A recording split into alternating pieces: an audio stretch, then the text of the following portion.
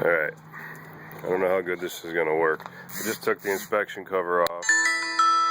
I was looking for a cracked flywheel and or loose torque converter bolts, which I found none of. So let's see if we can get a recording of the noise here.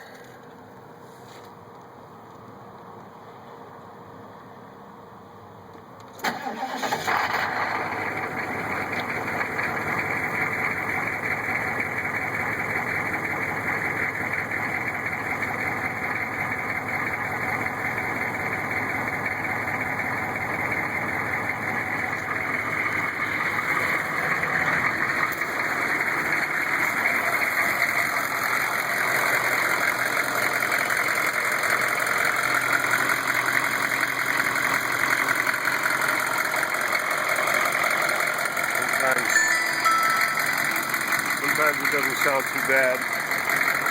You come down here.